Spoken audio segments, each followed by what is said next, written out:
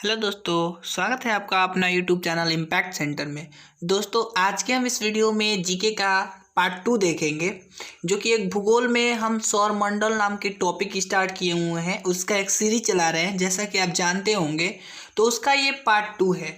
दोस्त, पार्ट 1 में हमने बहुत सारा चीज़ सीखा है और आपको बता दूँ एक बार फिर से कि यह एक सब्जेक्टिव पार्ट है। जैसे ही यह ख़त्म होगा दोस्त, मैं इसका ऑब्जेक्टिव लेकर के आऊँगा, क्योंकि आप समझ ही रहे होंगे जब तक आप सब्जेक्टिव क्लियर नहीं करेंगे तब तक आपको ऑब्जेक्टिव क्लियर नहीं होगा। इसलिए मैं पहले आपके सामने सब्जेक्टिव पार्ट करवा रहा हूँ, फिर ऑब्जेक्टिव पार्ट कराऊँगा। इसमें दोस्त हम बहुत डिफरेंट टाइप के ऑब्जेक्टिव पढ़ेंगे, जो कि बहुत आपके एग्जाम से रिलेटेड होगा। साथ ही हम इसमें कुछ ट्रिक पढ़ने वाले हैं। आप लोगों को बहुत कठिनाई होता होगा कुछ याद करने में, तो उसका कुछ ट्रिक भी है मेरे पास, जो कि आपको मैं बताने वाला हूं। तो चलिए आइए अब वीडियो को स्टार्ट करते हैं। देखिए दोस्त, यहाँ पर लिखा गया है अंतर्राष्ट्रीय खगोलीय शास्त्रीय संघ। यह क्या होता है दोस्त? एक इंटरनेशनल एस्ट्रोनॉमिकल यूनियन है, जिसको शॉर्ट में हम IAU कहते हैं। ये एग्जाम में आ भी सकता है दोस्त, इसका फुल फॉर्म। तो ऐसा हुआ कि 2006 में एक संस्था बैठी और संस्था बैठने के क्रम में सौर मंडलों में जो जितने भी पिंड थे उनको दोस्त 3 श्रेणियों में बांट दिया गया। पहला श्रेणी का नाम रखा गया परंपरागत ग्रह और दूसरा श्रेणी का नाम रखा गया बौने ग्रह। तीसरा श्रेणी का नाम रखा गया लघु सौरमंडलीय पिंड। तो दोस्त, इसमें कुछ अलग अलग टाइप से पिंड रखे गए, ग्रह रखे गए। तो दोस्त, जो पहला है परंपरागत ग्रह, इसमें रखा गया बुध, शुक्र, पृथ्वी, मंगल, शनि, बृहस्पति, अरुण एवं वरुण इत्यादि इसमें रखा गया है। ओके। उसके बाद दोस्त है बौने ग्रह। सेकेंड नंबर में बौने ग्रह में दोस्त रखा गया है प्लूटो, चिरॉन, सेरस, 2003 UB 313। तो दोस्त, इसमें बौने ग्रह की कैटेगरी में इसको रखा गया।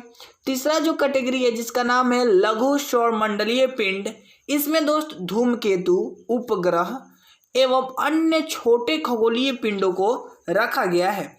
तो दोस्त, आप उम्मीद है आपको ये समझ आ गया होगा। एग्जाम में ऐसे पूछता है कि निम्नलिखित में से कौन, ऑब्जेक्टिव में पूछता है निम्नलिखित में से कौन परंपरागत ग्रह है।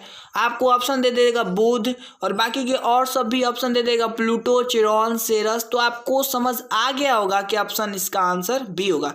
तो जब मैं ऑब्जेक्टिव पार्ट लेकर के आऊँगा तो ये क्वेश्चन पक्का उसमें रहेगा। चलिए अब हम आगे बढ़ते हैं। चलिए अब हम ग्रह के बारे में जानते हैं दोस्त। तो बेसिकली ग्रह एक खगोलीय पिंड है, ठीक है। अब इसका एक डिफिनेशन अगर हम बात करें तो इसके कुछ शर्त होते हैं। तो अगर कोई भी चीज़ अगर इन शर्तों को पूरा करता है जो आकाशीय पिंड में उपस्थित है, तो ऐसे में हम उसको ग्रह कहेंगे। तो दोस्त, कौन कौन से शर्त होते हैं, आइए अब हम जान लेते हैं। आपको एक पहले बात बता दूं दोस्त, हम जानेंगे।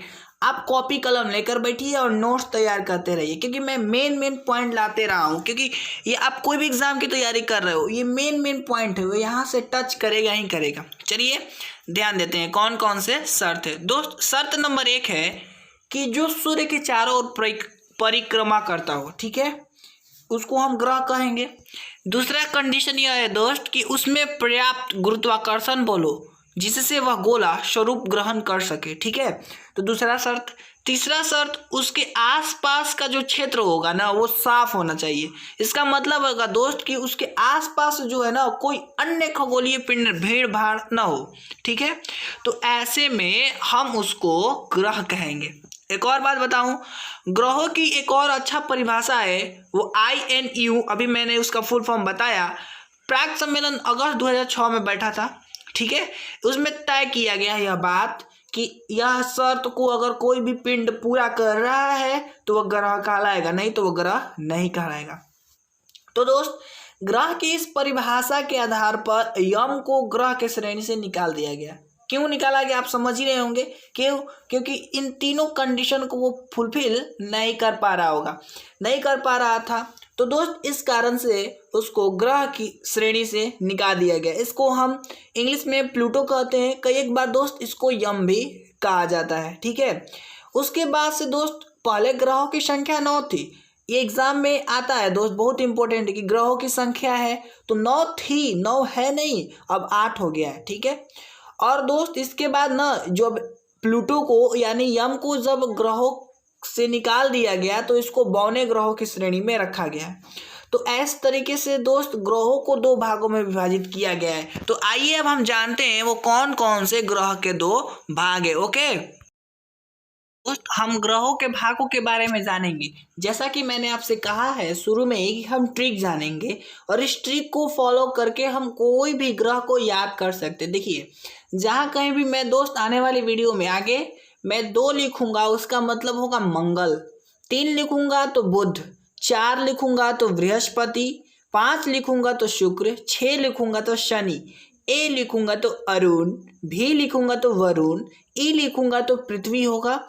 जैसे एक दोस्त एग्जाम्पल 4 6 ए भी लिखूंगा तो इसका मीनिंग होगा दोस्त बृहस्पति पहले है, शनि बाद में है, फिर अरुण है, फिर वरुण है। इससे फायदा दोस्त थोड़ी देर आने वाले बाद पता चल जाएगा, तो बने रहिए मेरे साथ। अब हम जानेंगे वो 2 ग्रह को कौन कौन से भागों में बांटा गया है। ओके तो दोस्त, पहला भाग है पार्थिव या आंतरिक भाग। ठीक है दोस्त, इनर प्लैनेट। तो दोस्त ये इससे ऑब्जेक्टिव एग्जाम में आते ही रहते हैं, इसलिए मैंने इसका ट्रिक एक निकाला है दोस्त। 35E2 लिखा है, इसका तुरंत मीनिंग मैं आपको समझा रहा हूँ। पहले आप यह जान लीजिए आंतरिक ग्रह के अंतर्गत कौन कौन से ग्रह हैं। पहला दोस्त बुध, फिर शुक्र, फिर पृथ्वी एवं मंगल को दोस्त पार्थिव या आंतरिक ग्रह कहा जाता है। ये क्यों कहा जाता है? इसलिए क्योंकि ये पृथ्वी के सदृश होते हैं। ठीक है, और इसका ट्रिक है याद रखने का दोस्त 35E2। समझ पा रहे होंगे क्यों हमने पहले बताया है आपको दोस्त 3 5 ई सब का मतलब बताया क्यों था, वो आप समझ पा रहे होंगे। तो आप इस ट्रिक को फॉलो कीजिए और आप आसानी से आप इसको याद कर लेंगे। ओके चलिए अब हम आगे बढ़ते हैं। तो दोस्त दूसरा है बृहस्पति या बाह्य ग्रह। ठीक है, आउटर प्लैनेट। तो दोस्त ये क्या होता है तो ध्यान से समझिएगा। बृहस्पति, शनि, अरुण व वरुण को दोस्त हम आउटर प्लैनेट कहते हैं।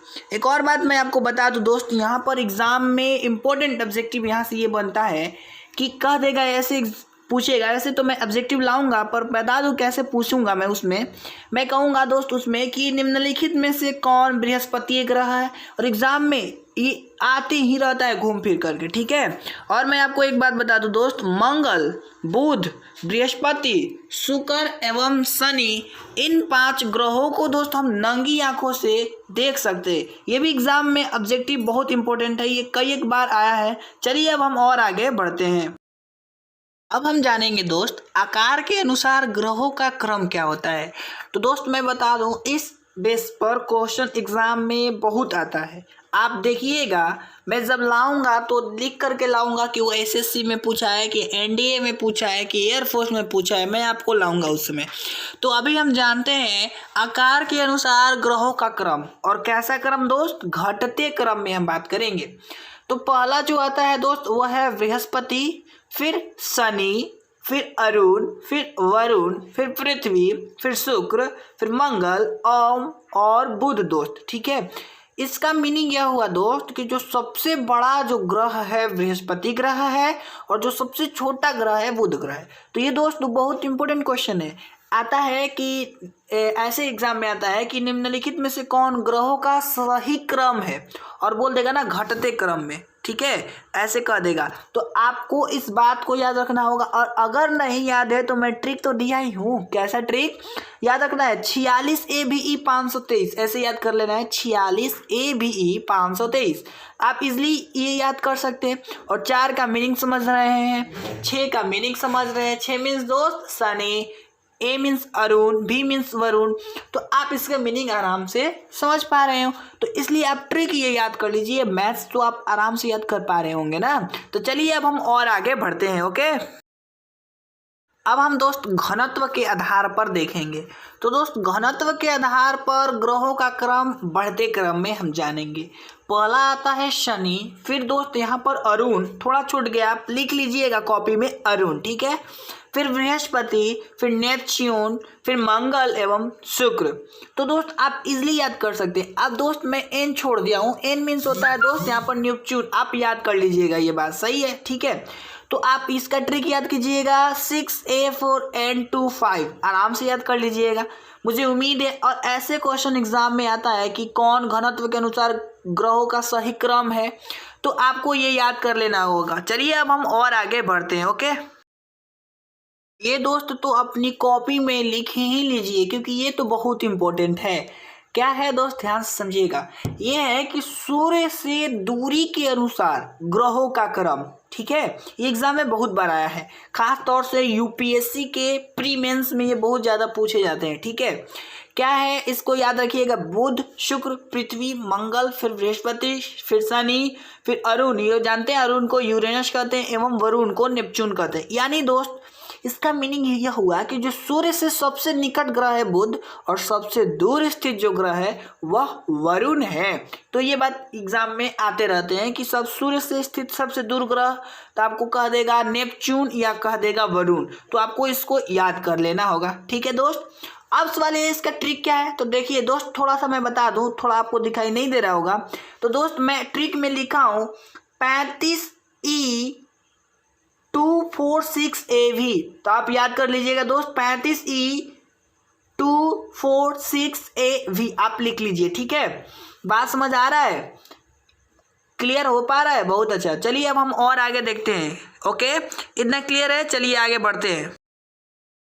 अब दोस्त हम जानेंगे द्रव्यमान के अनुसार ग्रहों का क्रम क्या है। ठीक है, और वो भी बढ़ते क्रम में। ठीक, तो याद रखिएगा, पहले बुध आता है, फिर मंगल, फिर शुक्र, फिर पृथ्वी, फिर अरुण, फिर वरुण, फिर शनि एवं बृहस्पति। दोस्त यानी इसका मीनिंग क्या हुआ, द्रव्यमान का मतलब यह हुआ दोस्त, इसका मीनिंग समझिए, क्योंकि मीनिंग यहाँ पर समझना है। इसका मतलब यह हुआ कि न्यूनतम द्रव्यमान वाला ग्रह दोस्त बुध है एवं अधिकतम द्रव्यमान वाला ग्रह बृहस्पति है। तो ऐसे ही एग्जाम में आता है दोस्त, आपसे क्वेश्चन पूछ लिया जाएगा कि निम्नलिखित में से कौन अधिकतम द्रव्यमान वाला ग्रह है, तो बृहस्पति होगा।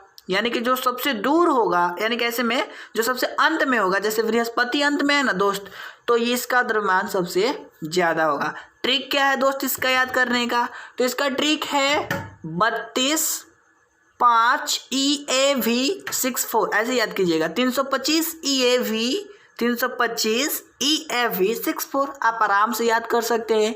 इतना क्लियर है। अब हम और आगे बढ़ते हैं, तो आगे देखते हैं और क्या है। ओके, अब हम जानेंगे परिक्रमण वेग के अनुसार ग्रहों का क्रम।